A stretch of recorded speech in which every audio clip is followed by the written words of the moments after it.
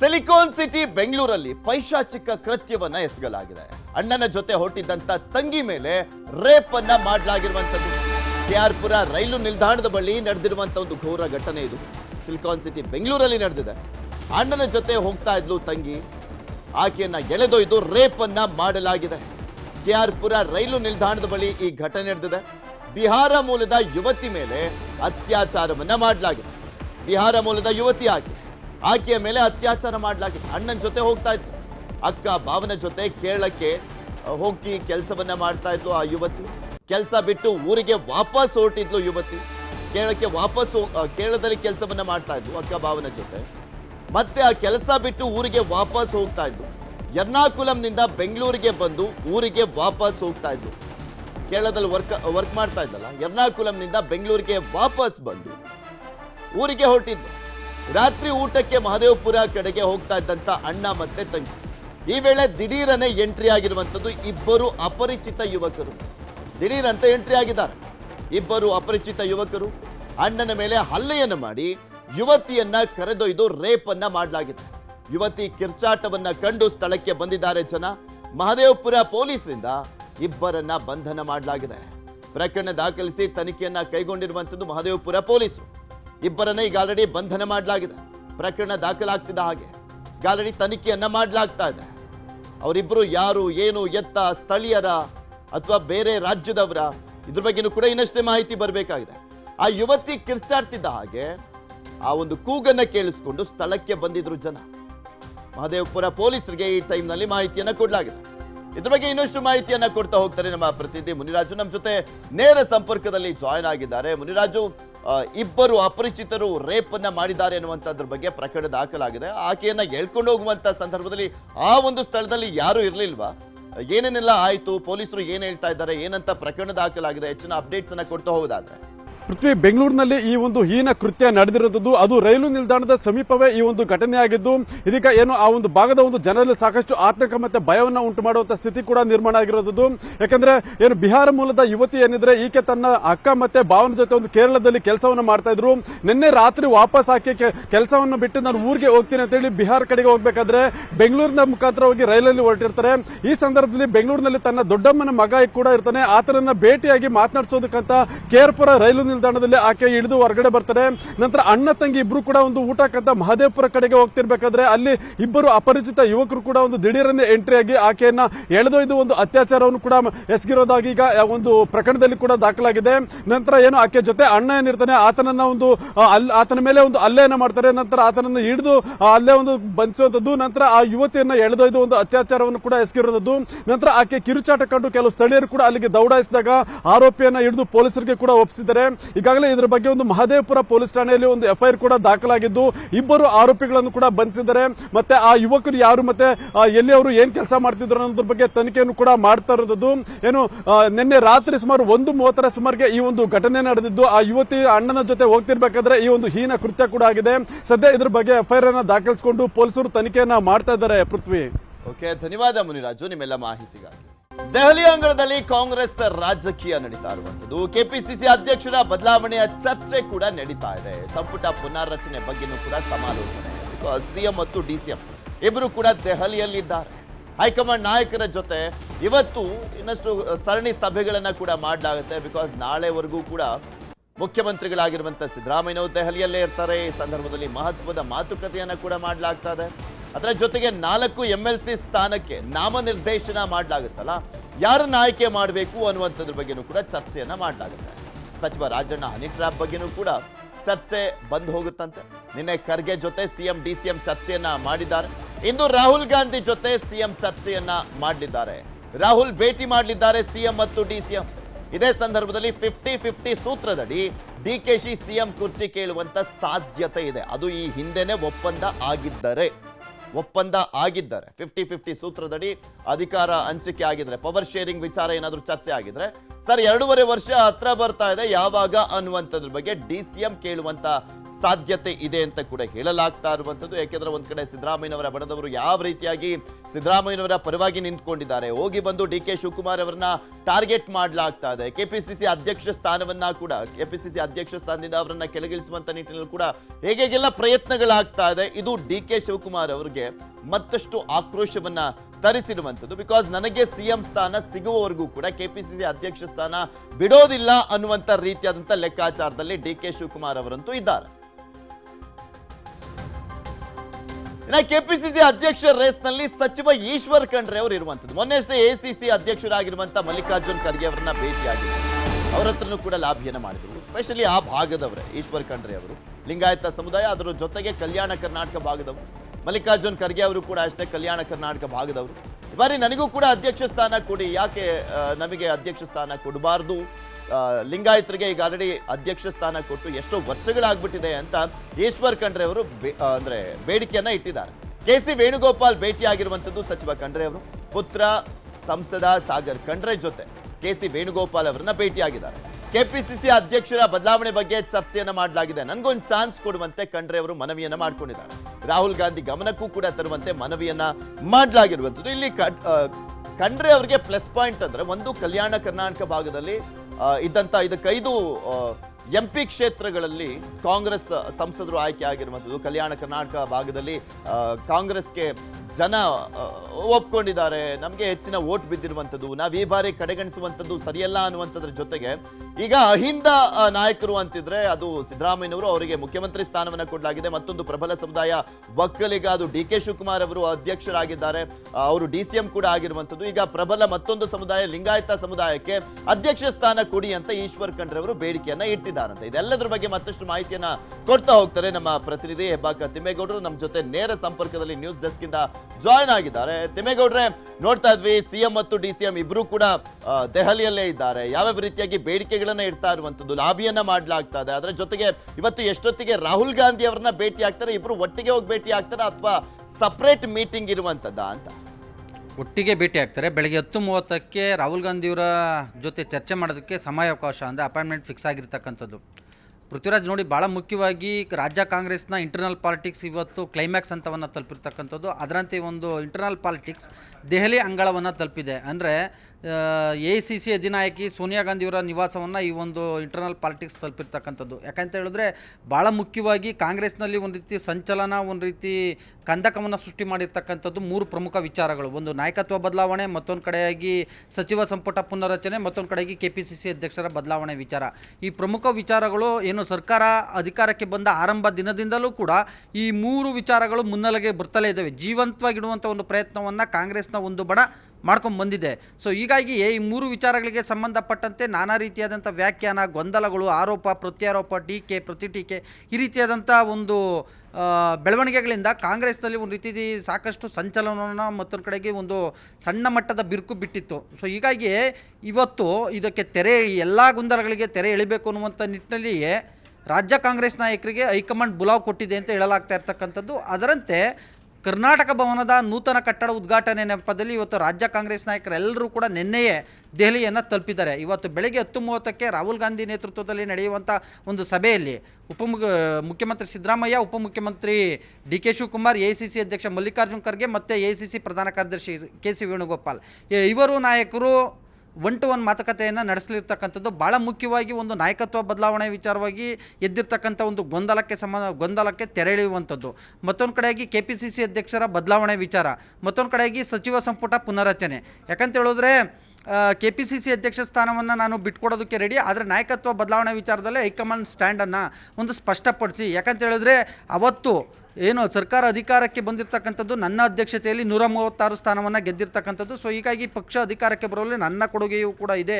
ನಾನು ಕೂಡ ಸಾಕಷ್ಟು ಆರ್ಥಿಕ ಸಂಪನ್ಮೂಲ ಆಗಿರ್ಬೋದು, ನನ್ನ ಶ್ರಮ ಹಾಕಿ ಆ ಒಂದು ಸರ್ಕಾರವನ್ನು ಅಧಿಕಾರಕ್ಕೆ ತಂದಿದ್ದೀನಿ, ನನ್ನ ಸಮುದಾಯವೂ ಕೂಡ ಬೆಂಬಲಿಸಿರ್ತಕ್ಕಂಥದ್ದು. ಸೊ ಹೀಗಾಗಿ ನನಗೂ ಒಮ್ಮೆ ಅಧಿಕಾರವನ್ನು ಕೊಡಿ ಅನ್ನುವಂಥ ಒಂದು ನಿಟ್ಟಲ್ಲಿ ಏನು DCM ಡಿ ಕೆ ಶಿವಕುಮಾರ್ ಅವರು ಪಟ್ಟನ್ನು ಹಿಡಿದಿರ್ತಕ್ಕಂಥದ್ದು. ಆದರೆ ಮುಖ್ಯಮಂತ್ರಿ ಸಿದ್ದರಾಮಯ್ಯನವರು ರಾಹುಲ್ ಗಾಂಧಿಯವರ ನಿಮ್ಮ ಸಮ್ಮುಖದಲ್ಲಿ ನಡೆದಂಥ ಒಂದು ಸಭೆಯಲ್ಲಿ ಅವತ್ತು ಯಾವುದೇ ರೀತಿಯಾದಂಥ ಒಂದು ಈ ಪವರ್ ಶೇರಿಂಗ್ ವಿಚಾರದಲ್ಲಿ ಚರ್ಚೆ ಆಗಿಲ್ಲ. ಆದರೆ ಅವತ್ತು AICC ಅಧ್ಯಕ್ಷ ಮಲ್ಲಿಕಾರ್ಜುನ್ ಖರ್ಗೆ ಮತ್ತು ರಣದೀಪ್ ಸಿಂಗ್ ಸುರ್ಜೇವಾಲಾ ಹೊರಗಡೆ ಹೇಳಿದ್ದು ಬಿಟ್ಟರೆ ನಿಮ್ಮ ಸಮ್ಮುಖದಲ್ಲಿ ಆಗಿಲ್ಲ.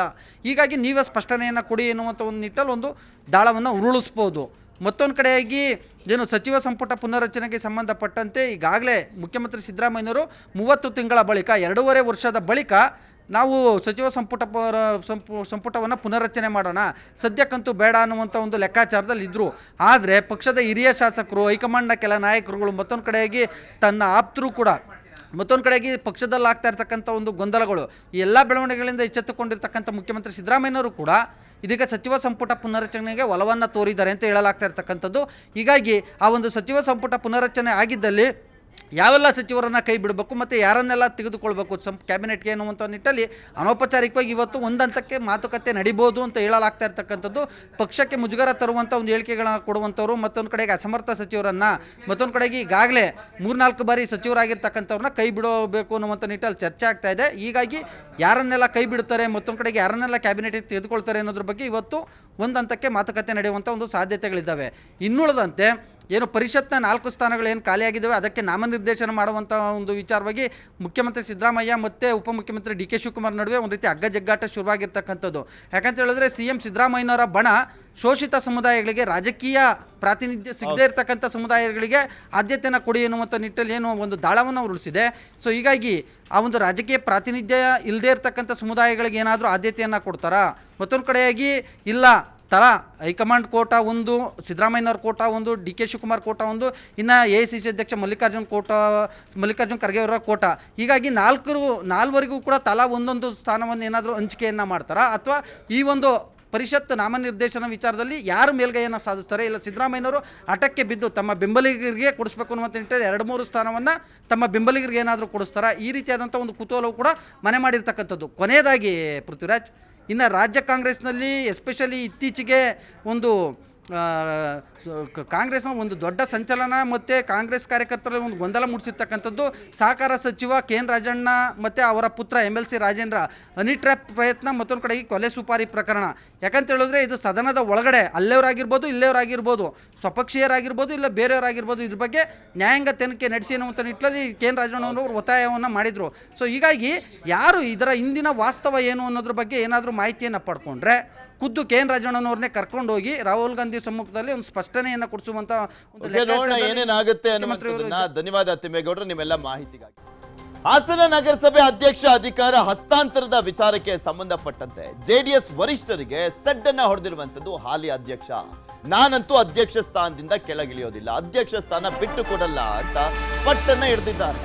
ಯಾರು? ಚಂದ್ರೇಗೌಡ ಅಂತ, ನಗರಸಭೆ ಅಧ್ಯಕ್ಷ ಚಂದ್ರೇಗೌಡ. ಅಲ್ಲಿ ಬಹುಮತ ಇತ್ತು JDSಗೆ, ಸೊ ಹೀಗಾಗಿ ಚಂದ್ರೇಗೌಡರನ್ನ ಅಧ್ಯಕ್ಷರನ್ನಾಗಿ ಮಾಡಲಾಗಿತ್ತು. ಆದ್ರೆ ಅಧಿಕಾರ ಹಂಚಿಕೆಯ ಸೂತ್ರದ ಅಡಿಯಲ್ಲಿ ಅವರಿಗೆ ಅಧ್ಯಕ್ಷ ಸ್ಥಾನ ಕೊಡಲಾಗಿತ್ತು. ಬಟ್ ಇವಾಗ ನಾನು ಜಪ್ಪಯ್ಯ ಅಂದ್ರೂ ಅಧ್ಯಕ್ಷ ಸ್ಥಾನದಿಂದ ಕೆಳಗಿಳಿಯಲ್ಲ ಅಂತ ಹಠ ಮಾಡ್ಕೊಂಡು ಕೂತ್ಕೊಂಡಿದ್ದಾರೆ ಚಂದ್ರೇಗೌಡರ ವಿರುದ್ಧ ಅವಿಶ್ವಾಸ ನಿರ್ಣಯಕ್ಕೆ ಪ್ಲಾನ್ ಅನ್ನ ಮಾಡಿರುವಂತದ್ದು JDSನಿಂದ. 35 ಸದಸ್ಯರ ಬಲ ಹೊಂದಿರುವಂತದ್ದು ಹಾಸನದ ನಗರಸಭೆ, MLA MLC ಸಂಸದರನ್ನ ಸೇರಿ ಒಟ್ಟು 38 ಮತಗಳು ಇರುವಂತದ್ದು. ಹಾಸನದ MLA ಮತ್ತು ಒಂದ್ ಕಡೆ MLC ಹಾಸನದವರು, ಮತ್ತು ಒಂದ್ ಕಡೆ ಸಂಸದ ಈಗಿರುವಂತ ಶ್ರೇಯಸ್ ಪಟೇಲ್. ಟೋಟಲಿ ಈ ಮೂವರನ್ನ ಸೇರಿ 38 ಮತಗಳು ಇರುವಂತದ್ದು. ಅವಿಶ್ವಾಸ ನಿರ್ಣಯ ಪಾಸ್ ಆಗ್ಲಿಕ್ಕೆ 26 ಮತಗಳ ಅವಶ್ಯಕತೆ ಇದೆ. ನಗರಸಭೆಯಲ್ಲಿ 18 ಸದಸ್ಯರನ್ನ ಹೊಂದಿರುವಂತದ್ದು JDSಗೆ ಅವಿಶ್ವಾಸ ಮಂಡನೆಗೆ ಇನ್ನೂ ಕೂಡ 6 ಸದಸ್ಯರ ಅವಶ್ಯಕತೆ ಇದೆ. ಒಂದು MLA ಮತ್ತು MLC ಸೇರಿ ಟೋಟಲಿ 20 ಕೌಂಟ್ ಆಗುತ್ತೆ ವೋಟು ಟೋಟಲಿ JDSಗೆ. ಇನ್ನೂ 6 ಜನರ ಒಂದು ಸದಸ್ಯರ ಅವಶ್ಯಕತೆ ಇರುವಂಥದ್ದು. ಸೊ ಹೀಗಾಗಿ ಆ 6 ಜನರ ಅವಶ್ಯಕತೆ ಹೇಗೆ ಸಿಗಬೇಕಾಗಿದೆ? ಅದು BJPಯಿಂದ. ಅಧ್ಯಕ್ಷರಾಗಿ ಚಂದ್ರೇಗೌಡ ಉಳಿಲಿಕ್ಕೆ 13 ಮತಗಳ ಅವಶ್ಯಕತೆ ಇದೆ. BJP ಬೆಂಬಲ ನೀಡಿದ್ರೆ ಅಧ್ಯಕ್ಷರಾಗಿ ಉಳಿಯುವಂತ ಸಾಧ್ಯತೆ ಇರುವಂತದ್ದು ಚಂದ್ರೇಗೌಡರು. ಇನ್ನ ರಾಜ್ಯದ ಮಟ್ಟದಲ್ಲಿ BJP ಮತ್ತು JDS ಮೈತ್ರಿ ಇದೆಯಲ್ಲ, ಆ ಒಂದು ಮೈತ್ರಿ ನಗರಸಭೆಯಲ್ಲೂ ಕೂಡ ಕಂಟಿನ್ಯೂ ಆಗಬೇಕು. ನಮ್ಮ ಅವಿಶ್ವಾಸಕ್ಕೆ BJP ಬೆಂಬಲವನ್ನ ಕೊಡಬೇಕು.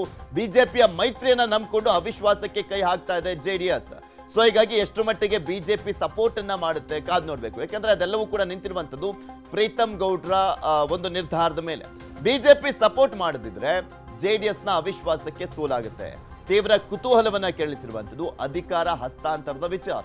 BJPಯ ಪ್ರೀತಮ್ ಗೌಡ ನಡೆ ಮೇಲೆ ನಿಂತಿದೆ ಅವಿಶ್ವಾಸದ ಭವಿಷ್ಯ. ಕಾದ್ ನೋಡ್ಬೇಕಾಗಿದೆ. ಈಗ ಮೈತ್ರಿಯ ವಿಚಾರಕ್ಕೆ ಸಂಬಂಧಪಟ್ಟಂತೆ ಎಷ್ಟು ಮಟ್ಟಿಗೆ ಮೈತ್ರಿಯ ಮೇಲೆ ವಿಶ್ವಾಸ ಇದೆ, ಮೈತ್ರಿ ಕಂಟಿನ್ಯೂ ಆಗತ್ತೆ ಅನ್ನುವಂಥದ್ದು ಇವತ್ತು ಆ ಒಂದು ಅವಿಶ್ವಾಸ ನಿರ್ಣಯದ ಮೇಲೂ ಕೂಡ ಡಿಪೆಂಡ್ ಆಗ್ತಾ ಇದೆ. ಇದ್ರ ಬಗ್ಗೆ ಇನ್ನಷ್ಟು ಮಾಹಿತಿಯನ್ನ ಕೊಡ್ತಾ ಹೋಗ್ತಾರೆ ನಮ್ಮ ಹಾಸನದ ಪ್ರತಿನಿಧಿ ಕೃಷ್ಣಮೂರ್ತಿ ನಮ್ಮ ಜೊತೆ ದೂರವಾಣಿ ಸಂಪರ್ಕದಲ್ಲಿ ಜಾಯ್ನ್ ಆಗಿದ್ದಾರೆ. ಕೃಷ್ಣಮೂರ್ತಿ, ಯಾವಾಗ ಅವಿಶ್ವಾಸವನ್ನ ಮಂಡಿಸುವಂತ ಸಾಧ್ಯತೆ ಇದೆ? ಇನ್ನು ಮತ್ತೆ ಈ ಅವಿಶ್ವಾಸವನ್ನ ಮಂಡನೆ ಮಾಡ್ಲಿಕ್ಕೂ ಮುಂಚೆ 26 ವೋಟ್ಸ್ಗಳಂತೂ ಬೇಕಲ್ಲ, ಬಿಜೆಪಿಯವ್ರ ಜೊತೆ ಚರ್ಚೆಯನ್ನ ಮಾಡಿದ್ದಾರಂತ JDS ನವರು. ಚರ್ಚೆಯನ್ನ ಮಾಡಿದ ನಂತರನೇ ಈ ರೀತಿಯ ಅವಿಶ್ವಾಸ ನಿರ್ಣಯವನ್ನ ಮಂಡಿಸ್ಲಿಕ್ಕೆ ಮುಂದಾಗಿರೋದಾ, ಅಥವಾ ಅವ್ರು ಹೆಂಗಿದ್ರು ಸಪೋರ್ಟ್ ಮಾಡೇ ಮಾಡ್ತಾರೆ ಅನ್ನುವಂತ ವಿಶ್ವಾಸದಲ್ಲಿ ಮಂಡನೆ ಮಾಡ್ಲಿಕ್ಕೆ ಮುಂದಾಗಿದಾರ? ಖಂಡಿತವಾಗ್ಲೂ ಪೃಥ್ವಿ, ಈಗಾಗಲೇ JDS ನ ಸದಸ್ಯರೆಲ್ಲರೂ ಕೂಡ ಸಹಿಯನ್ನ ಹಾಕಿ ಅಧ್ಯಕ್ಷರಿಗೆ ಒಂದು ಪತ್ರವನ್ನು ಕೂಡ ರವಾನೆ ಮಾಡಿದ್ದಾರೆ. ನಿಮ್ಮ ವಿರುದ್ಧವಾಗಿ ಅವಿಶ್ವಾಸ ಮಂಡನೆಯನ್ನ ನಾವು ಮಂಡಿಸಿ ಎಂಬಂತಹ ಹಿನ್ನೆಲೆಯಲ್ಲಿ ಪತ್ರವನ್ನು ಕೂಡ ರವಾನೆ ಈಗಾಗಲೇ JDS ನ ಸದಸ್ಯರು ಕಳಿಸಿರ್ತಕ್ಕಂಥದ್ದು. JDS ನ ವರಿಷ್ಠ ಮಾಜಿ ಸಚಿವ HD ರೇವಣ್ಣ ಆಗಿರ್ಬೋದು ಮತ್ತು ಹಾಸನ ಶಾಸಕ ಸ್ವರೂಪ್ ಪ್ರಕಾಶ್ ಆಗಿರ್ಬೋದು, ಎಲ್ಲರೂ ಕೂಡ ಇವರ ಅವಿಶ್ವಾಸ ಮಂಡನೆಗೋಸ್ಕರವಾಗಿ ಸದಸ್ಯರೆಲ್ಲರೂ ಕೂಡ ಸಜ್ಜಾಗಬೇಕು ಎಂಬಂತಹ ಮಾಹಿತಿಯನ್ನು ಕೂಡ ಎಲ್ಲರ ಚರ್ಚೆಯನ್ನು ಕೂಡ ಈಗಾಗಲೇ ಮಾಡಿದ್ದಾರೆ. ಆದ್ರೆ ಬಿಜೆಪಿ ಸದಸ್ಯರು JDS ಸದಸ್ಯರಿಗೆ ಈಗಾಗಲೇ ಬೆಂಬಲವನ್ನು ಸೂಚಿಸಿದ್ರೆ ಮಾತ್ರ ಈಗಿರ್ತಕ್ಕಂಥ ಚಂದ್ರೇಗೌಡರನ್ನ ಕೆಳಗಿಳಿಸಲಿಕ್ಕೆ ಸಾಧ್ಯ ಆಗುತ್ತೆ. JDS ವರಿಷ್ಠರಿಗೆ ಈಗ ಸೆಡ್ಡು ಹೊಡೆದು ನಾನು ಅಧಿಕಾರದಲ್ಲಿ ಮುಂದೆ ಹಾಕ್ತೀನಿ ಎಂಬಂತಹ ಹಿನ್ನೆಲೆಯಲ್ಲಿ ಚಂದ್ರೇಗೌಡ ಕೂಡ ಒಂದ್ ಕಡೆ ವಿಶ್ವಾಸದಲ್ಲಿದ್ದಾರೆ. ಬಿಜೆಪಿಯ ಕೆಲ ಸದಸ್ಯರು ನನ್ನ ಸಂಪರ್ಕದಲ್ಲಿದ್ದಾರೆ, ಬಿಜೆಪಿ ಸದಸ್ಯರು ನನಗೆ ಸಹಾಯವನ್ನ ಮಾಡ್ತಾರೆ. ಈ ಹಿನ್ನೆಲೆಯಲ್ಲಿ ನನಗೆ 13 ಮತಗಳನ್ನ ನಾನು ಪಡೆದಿದ್ದೆ. ಆದ್ರೆ ಚಂದ್ರೇಗೌಡರು ಮುಂದುವರಿದ ಸಾಧ್ಯತೆ ಇರೋದ್ರಿಂದ ಅವರು ಕೂಡ ವಿಶ್ವಾಸದಲ್ಲಿದ್ದಾರೆ. ಇನ್ನೊಂದ್ ಕಡೆ 26 ಸದಸ್ಯರ ಬೆಂಬಲವನ್ನ ಪಡೆದುಕೊಂಡು ಅವಿಶ್ವಾಸವನ್ನ ನಿರ್ಣಯಿಸಲಿಕ್ಕೆ ಈಗಾಗಲೇ JDS ಕೂಡ ಮುಂದಾಗಿದೆ. ಆದ್ರೆ ಇಲ್ಲಿ ಗಮನಿಸಬೇಕಾಗಿರ್ತಕ್ಕಂಥ ಅಂಶ ಏನಂತಂದ್ರೆ, ಈ ಹಿಂದಿನಿಂದಲೂ ಕೂಡ ಹಾಸನದಲ್ಲಿ ಮಾಜಿ ಶಾಸಕ ಪ್ರೀತಮ್ ಗೌಡ ಮತ್ತು ಹಾಲಿ ಸಂಸದ ಶ್ರೇಯಸ್ ಪಟೇಲ್ ಇದ್ದಾರೆ. ಇವರಿಬ್ರು ಕೂಡ ಜೋಡಿ ಕಳೆದ ಲೋಕಸಭಾ ಚುನಾವಣೆಯಲ್ಲಿ ಒಟ್ಟಿಗೆ ಕೂಡಿ ಎಲೆಕ್ಷನ್ ಮಾಡಿದೆ ಎಂಬಂತ ಚರ್ಚೆಗಳು ಕೂಡ ಹಾಸನದಲ್ಲಿ ನಡೆಯಿತು. ಈ ಬಾರಿ ಕೂಡ ನಗರಸಭೆ ಚುನಾವಣೆಯಲ್ಲಿ ಇದೇ ರೀತಿಯಾದಂತಹ ವರ್ಕೌಟ್ ಏನಾದ್ರು ಆಗಿದ್ದೇ ಆದ್ರೆ JDSಗೆ ಮತ್ತೊಮ್ಮೆ ಮುಖಭಂಗ ಆಗೋದ್ರಲ್ಲಿ ಯಾವುದೇ ರೀತಿಯ ಸಂಶಯ ಇಲ್ಲ. ಆದ್ರೆ ಪ್ರೀತಮ್ ಗೌಡ ಏನಾದ್ರು ರಾಜ್ಯದಲ್ಲಿ ಆಗಿರ್ತಕ್ಕಂತಹ JDS ಮತ್ತು ಬಿಜೆಪಿ ಮೈತ್ರಿಯನ್ನ ಗಮನಿಸಿ ಅದಕ್ಕೆ ಬೆಂಬಲವನ್ನು ಸೂಚಿಸಬೇಕು ಎಂಬ ಹಿನ್ನೆಲೆಯಲ್ಲಿ ಈಗ ನಗರಸಭೆ ಅಧ್ಯಕ್ಷ ಸ್ಥಾನದಲ್ಲೂ ಕೂಡ ಬಿಜೆಪಿ ಸದಸ್ಯರು JDS ಸದಸ್ಯರಿಗೆ ಏನಾದ್ರು ಸಹಕಾರ ಮಾಡಿದೆ ಆದ್ರೆ ಮಾತ್ರ ಅವಿಶ್ವಾಸ ಮಂಡನೆಯಲ್ಲಿ JDS ಸಕ್ಸಸ್ ಆಗುತ್ತೆ. ಇಲ್ಲ ಅಂತ ಹೇಳಿದ್ರೆ ಇದರಲ್ಲೂ ಕೂಡ ಮುಖಭಂಗವನ್ನ ಅನುಭವಿಸುವಂತ ಸಾಧ್ಯತೆ ಇದೆ. ಆದ್ರೆ ಈಗ ಎಲ್ಲರ ಚಿತ್ತ ಈಗ ಪ್ರೀತಮ್ ಗೌಡ ಮತ್ತು ಬಿಜೆಪಿ ಸದಸ್ಯರ ಕಡೆ ನೆಟ್ಟಿರೋದ್ರಿಂದ ಇನ್ನೇನು ಕೆಲವೇ ಒಂದು ವಾರದ ಅಂತರದಲ್ಲಿ ಈ ಎಲ್ಲಾ ಪ್ರಹಸನಕ್ಕೆ ಒಂದು ತೆರೆ ಬೀಳಲಿದ್ದು ಬಿಜೆಪಿ ಸದಸ್ಯರ ಮೇಲೆ ಎಲ್ಲರ ಕಣ್ಣು ಈಗ ನೆಟ್ಟಿರ್ತಕ್ಕಂಥದ್ದು. ಪೃಥ್ವಿ, ಓಕೆ, ಧನ್ಯವಾದ ಕೃಷ್ಣಮೂರ್ತಿ ನಿಮ್ಮೆಲ್ಲ ಮಾಹಿತಿಗಾಗಿ. ಇಲ್ಲಿ ಅಕಸ್ಮಾತ್ ಅವಿಶ್ವಾಸವನ್ನ ಮಂಡಿಸಿದಂತ ಸಂದರ್ಭದಲ್ಲಿ ಬಿಜೆಪಿ ಸಪೋರ್ಟ್ ಅನ್ನ ಮಾಡದೇ ಇದ್ದಂತ ಟೈಮ್ನಲ್ಲಿ ನಾವು ನೋಡಿದ್ವಲ್ಲ, ಬೆಳಗಾವಿಯಲ್ಲಿ ಒಂದು PLD ಬ್ಯಾಂಕ್ನ ವಿಚಾರಕ್ಕೆ ಸಂಬಂಧಪಟ್ಟಂತೆ ಒಂದು ರಾಜ್ಯ ಸರ್ಕಾರನೇ ಹೋಗುವಂತ ಪರಿಸ್ಥಿತಿ ನಿರ್ಮಾಣವಾಗಿತ್ತು. ಮೈತ್ರಿ ಸರ್ಕಾರನೇ ಡಮಾರ್ ಆಗೋಗಿತ್ತು. ಸೊ ಇಲ್ಲೂ ಕೂಡ ಅದೇ ರೀತಿಯಾಗಿ ಒಂದು ಸಣ್ಣ ಕಿಡಿ ಹತ್ತಿದ್ರು ಕೂಡ ಮೈತ್ರಿ ಬಿರುಕು ಬೀಳುವಂತ ಸಾಧ್ಯತೆ ಇದೆ. ಕಾದ್ ನೋಡೋಣ ಏನ್ ಮಾಡ್ಲಾಗುತ್ತೆ, ಯಾವ ರೀತಿಯಾಗಿ ಬೆಂಬಲವನ್ನ ಪಡ್ಕೊಳ್ಳಾಗುತ್ತೆ ಅವಿಶ್ವಾಸ ನಿರ್ಣಯವನ್ನ ಮಂಡಿಸಿದಂತ ಸಂದರ್ಭದಲ್ಲಿ ಅಂತ. ಆನೇಕಲ್ನ ಜಿಗಣಿ ಬಳಿ ಮನೆಗೆ ನುಗ್ಗಿದಂತ ಚಿರತೆ. ಜಿಗಣಿಯ ಕುಟ್ಲರೆಡ್ಡಿ ಲೇಔಟ್ನಲ್ಲಿ ಈ ಘಟನೆ ನಡೆದಿದೆ. ಮಂಜುನಾಥ್ ಎಂಬುವರ ಮನೆಯಲ್ಲಿ ಚಿರತೆ ಲಾಕ್ ಆಗಿದೆ. ಆನೇಕಲ್ನ ಜಿಗಣಿ ಬಳಿ ಮನೆಗೆ ನುಗ್ಗಿರುವಂತದ್ದು ಚಿರತೆ. ಜಿಗಣಿಯ ಕುಂಟ್ಲುರೆಡ್ಡಿ ಲೇಔಟ್ನಲ್ಲಿ ಈ ಘಟನೆ ನಡೆದಿದೆ. ಮಂಜುನಾಥ್ ಎಂಬುವರ ಮನೆಯಲ್ಲಿ ಸದ್ಯಕ್ಕೆ ಚಿರತೆ ಲಾಕ್ ಆಗಿದೆ. ಮನೆಯೊಳಗಿರುವಂತ ಚಿರತೆಯನ್ನ ನೋಡ್ಲಿಕ್ಕೆ ಜನಸಾಗರವೇ ಬಂದು ಸೇರ್ಕೊಂಡಿದೆ. ಚಿರತೆ ಇರುವಂತ ಮನೆಯ ಸುತ್ತಲೂ ಕೂಡ ಜನವೋ ಜನ. ಸ್ಥಳಕ್ಕೆ ಇನ್ನೂ ಕೂಡ ಬಂದಿಲ್ಲ ಅರಣ್ಯ ಇಲಾಖೆಯ ಅಧಿಕಾರಿಗಳು. ಆನೇಕಲ್ಲಲ್ಲಿ ಏನು ದೂರ ಇಲ್ಲ ಅರಣ್ಯ ಇಲಾಖೆ ಅಧಿಕಾರಿಗಳು ಬರಲಿಕ್ಕೆ, ಆದ್ರೆ ಇನ್ನೂ ಕೂಡ ಬಂದಿಲ್ವಂತೆ. ಮನೆಯ ಬಳಿ ಚಿರತೆ ಬರ್ತಾ ಇರುವಂತದನ್ನ ಕಂಡು ಮನೆಯಿಂದ ಹೊರಗೆ ಬಂದಂತ ವೆಂಕಟೇಶ್ ಮತ್ತು ಆತನ ಸ್ನೇಹಿತ ಮನೆಯಿಂದ ಹೊರ ಬರ್ತಾ ಇದ್ದಂತೆ ಮನೆಯೊಳಗೆ ಸೇರ್ಕೊಂಡಿದೆ ಚಿರತೆ.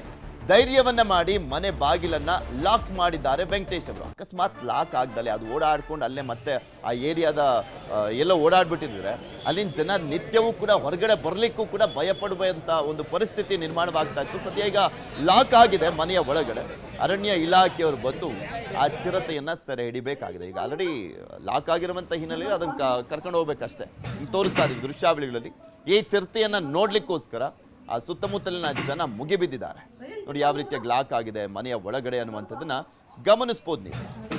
ಇದು ಆನೇಕಲ್ನಲ್ಲಿ ನಡೆದಿರುವಂಥ ಒಂದು ಘಟನೆ.